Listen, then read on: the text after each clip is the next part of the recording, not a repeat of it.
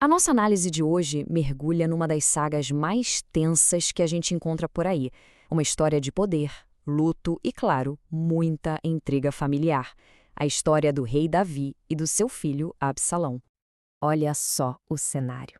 A gente tem um rei, Davi, que está paralisado pela dor. O filho dele, Amnon, foi assassinado. E quem foi o assassino? Pasmem, o outro filho, Absalão, que por acaso era o herdeiro do trono, agora ele é um fugitivo. Pensa bem, a estabilidade de uma nação inteira está na mão dessa família que está completamente destruída. Então, essa dor do Davi simplesmente congela o reino. Ele está ali, sabe, dividido. De um lado, o luto pelo filho que morreu, do outro, uma saudade bem complexa, do filho que matou. E o que ele faz? Nada. Fica parado. E essa inércia, essa falta de ação, abre um vácuo de poder que é, assim, perigosíssimo. A palavra é essa mesmo, impasse. É quando ninguém consegue se mover, sabe? O herdeiro está exilado, a linha de sucessão quebrada. O que era uma crise de família virou uma crise de Estado. E o pior, ninguém faz a menor ideia do que vai acontecer. E é aí que entra em cena o Joabe, o general do Davi. Joabe é um cara prático. Ele olha para aquilo tudo e percebe na hora que a paralisia do rei vai levar o reino para o buraco. Ele também sabe que chegar com um argumento lógico não vai funcionar com Davi. Então ele bola um plano genial, não para convencer a cabeça do rei, mas para, digamos, encurralar o coração dele. E o plano do Joabe é genial, justamente por ser tão indireto. Ele não vai bater de frente com o rei, de jeito nenhum. Ao invés disso, ele arma uma espécie de peça de teatro, sabe? Uma história paralela, toda calculada para furar as defesas do Davi e atingir em cheio o senso de justiça dele. Aí a mulher chega no palácio, né, aparentando um desespero total, e ela conta uma história super trágica. Uma história sobre a família dela, que, segundo ela, só o rei poderia resolver. Só o julgamento dele poderia dar um fim àquilo. O apelo dela é de cortar o coração. Ela conta que tinha 2 filhos, um matou o outro, e agora a família toda quer a morte do que sobreviveu. A questão é, se o rei deixar isso acontecer, a linhagem da família dela, a história dela, acaba ali, para sempre. E aí tá a grande armadilha. A história da mulher não é uma história qualquer. É um espelho perfeito. Cada detalhe daquela suposta tragédia reflete o dilema do próprio Davi com Aminon e Absalão. Ou seja, ao julgar o caso dela, Davi, sem nem se dar conta, estaria julgando a si mesmo. E não é que funciona. O Davi, super comovido com a história, jura que vai proteger o filho da mulher.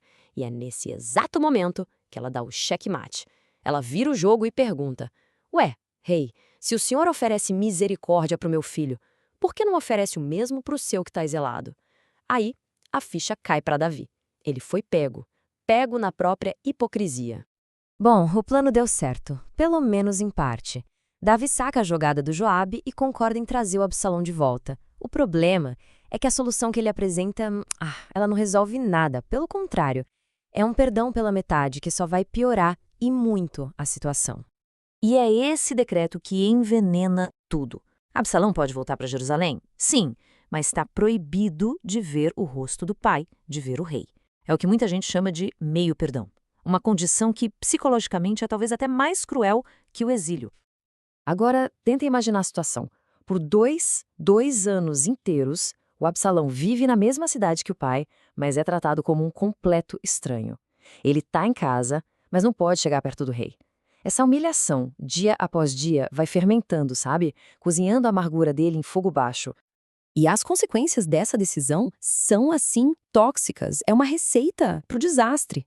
Porque enquanto o ressentimento do Absalão só cresce, a popularidade dele explode. O povo começa a ver ele como um herói, um coitado que foi injustiçado, que só vingou a honra da irmã. Aos olhos da nação, o príncipe era o nobre e o rei, um cara frio, inflexível. E olha só um detalhe que mostra o tamanho da fama do cara. O texto conta que, uma vez por ano, quando ele cortava o cabelo, o peso chegava a quase 2,5 kg. 2,5 kg de cabelo. É um detalhe que pinta bem o retrato, né?